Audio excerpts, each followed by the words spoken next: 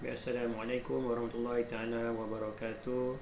Selamat pagi, selamat sejahtera kepada murid-murid tahun 5. Jadi untuk hari ini kita nak sambung pelajaran kita dalam subjek sejarah, dan insya-Allah pada hari ini kita nak teruskan lagi sejarah kita dalam unit pejuang kemerdekaan. Okey. Untuk makluman kamu, inilah Tugu Negara yang berada di Kuala Lumpur, dan mungkin ada murid-murid yang dah pernah sampai di Tugu Negara ini. Okey, banyaklah dia punya sejarahnya berkenaan dengan Tugu Negara ini. Baik, kita teruskan lagi pelajaran kita. Pada minggu lepas 6 orang pejuang kemerdekaan telah kita pelajari, dan insya-Allah pada hari ini 6 orang tokoh lagi kita akan belajar. Okey. Kamu boleh buka buku teks sejarah, cuba cari berkaitan dengan pejuang kemerdekaan ini, tokoh-tokoh yang akan kita pelajari pada hari ini. Baik. Untuk yang ke-7, okey, yang ke-7 di sini adalah Tun Tan Cheng Lock. Tun Tan Cheng Lock, Presiden All Malayan Council of Joint Action AMCJA pada tahun 1945, Presiden Malayan Chinese Association MCA. Mungkin kamu pernah biasa dengar MCA ini adalah untuk parti kaum Cina. Tun Tan Cheng Lock ini adalah presiden yang terawal yang pertama pada tahun 1949. Baik, seterusnya membawa MCA bergabung dengan UMNO. Okey, UMNO dah kita pelajari pada masa yang lepas. Okey, MCA ni, Tun Tan Cheng Lock ini dia bergabung dengan UMNO. Cina bergabung dengan Melayu lah. Okey, parti Cina bergabung dengan parti Melayu yang terbesar pada waktu itulah, sebelum adanya bersatu, sebelum adanya apa lagi, parti pejuang ke apa, adanya gabungan antara MCA dan UMNO, memupuk perasaan taat setia masyarakat Cina kepada negara. Sebab itulah Tun Tan Cheng Lock ini digelar tokoh kemerdekaan, pejuang kemerdekaan, kerana dia meminta supaya masyarakat Cina berpegang teguh kepada prinsip negara Malaysia.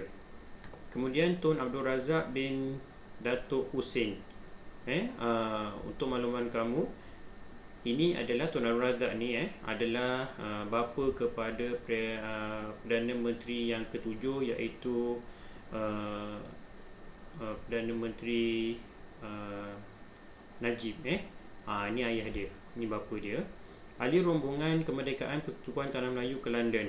Ini salah seorang daripada menuntut kemerdekaan, berbincang berkaitan dengan kemerdekaan Tanah Melayu di London. Memperkenalkan Penyata Razak pada tahun 1956, Timbalan Perdana Menteri Persekutuan Tanah Melayu yang pertama pada tahun 1957, dan menjadikan bahasa Melayu sebagai bahasa pengantar, bahasa rasmi di negara kita. Bahasa pengantar tu maksudnya percakapan, perbualan di rumah, sentiasa berjumpa dengan kawan-kawan, perbualannya dalam bahasa Melayu. Sebab itulah ini adalah salah Tun Abdul Razak ni, dia yang menjadikan bahasa Melayu sebagai bahasa penghantar.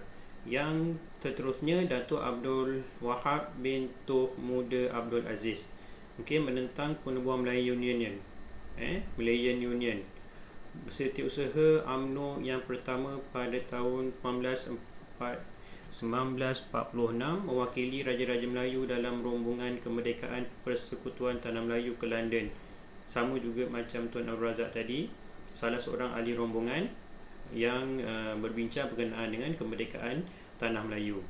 Menteri Besar Perak yang pertama, Menteri Besar Perak yang pertama, Perak Darul Rizwan, ini adalah Datuk Abdul Wahab bin Tuh Muda Abdul Aziz, adalah Menteri Besar Perak yang pertama. Baik. Ini adalah 3 tokoh utama yang memperjuangkan, yang menuntut kemerdekaan. Okey, dan yang seterusnya ada lagi 3, Tun H.S. Lee. Okey, Tun H.S. Lee ni salah seorang wakil Cina, salah seorang wakil Cina yang berangkat ke London untuk berbincang, untuk membuat keputusan berkenaan dengan kemerdekaan negara kita pada masa yang lepas. Mengetuai MCA Selangor pada tahun 1949. Pemimpin penggerak kerjasama UMNO dan MCA. Macam tadilah.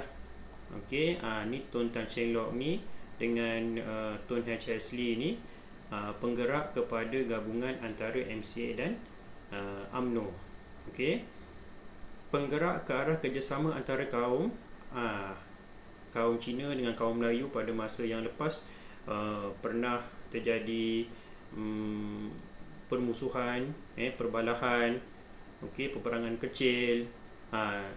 Tun H.S. Lee ni antara orang yang memujuk masyarakat Cina yang berbincang dengan masyarakat Melayu untuk sama-sama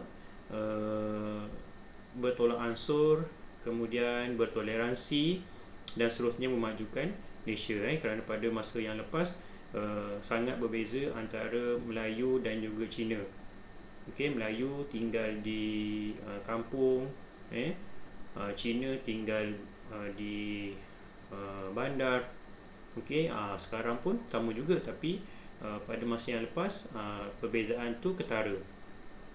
Kemudian ahli rombongan kemerdekaan macam tadi, bersama dengan Tuan Abdul Razak berangkat ke London.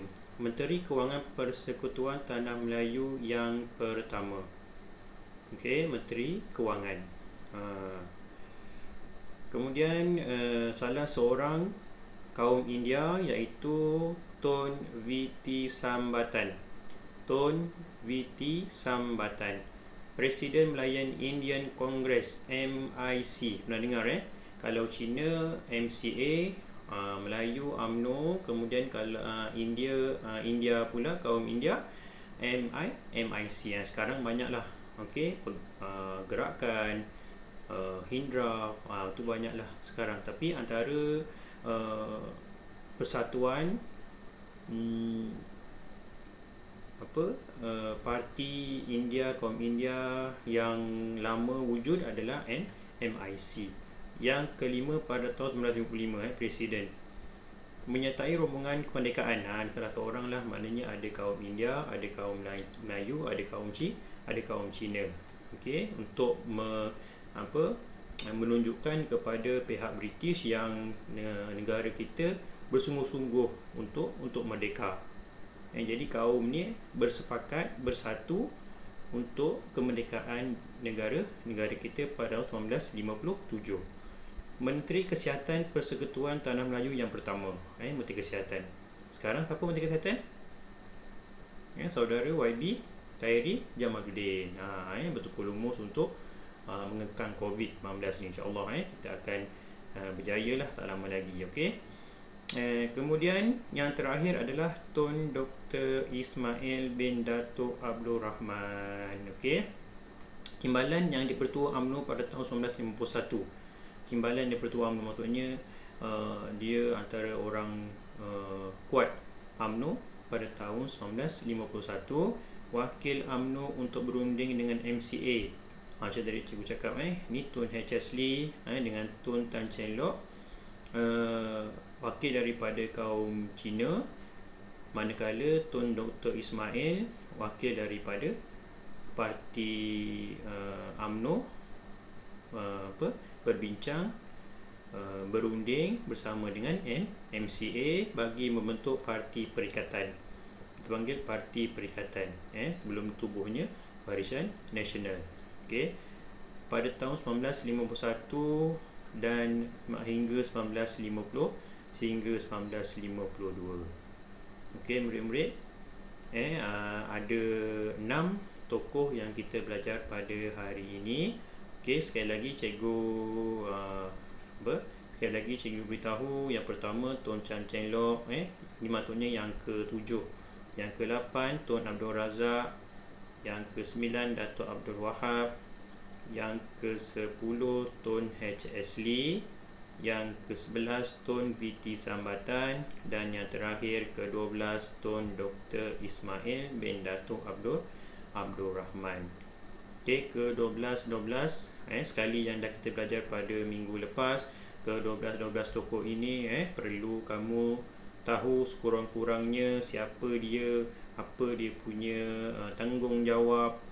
Okey, pemimpin parti yang mana, siapa yang ahli rombongan ke London, itu sekurang-kurangnya kamu tahu. Dan lebih baik sebenarnya kalau kamu berasa dalam hati berasa megah dengan mereka-mereka ini, tokoh-tokoh ini yang bersungguh-sungguh untuk memerdekakan negara kita. Dan kita amat berterima kasih pada mereka-mereka, pada tokoh-tokoh ini. Okey, tu lebih baik. Dan jagalah mereka-mereka ini, tokoh-tokoh ini telah bersungguh-sungguh telah bersama-sama untuk memperjuangkan kemerdekaan negara kita. Jadi tinggal lagi kita jaga antara kaum, tidak berbalah, antara kaum, tidak melakukan permusuhan dan sebagainya. Daripada cikgu itu saja untuk hari ini. Dan insyaAllah ada tugasan selepas ini perlu kamu selesaikan. Sekian. Assalamualaikum warahmatullahi ta'ala wabarakatuh. Dan sekali lagi terima kasih. Baik murid-murid.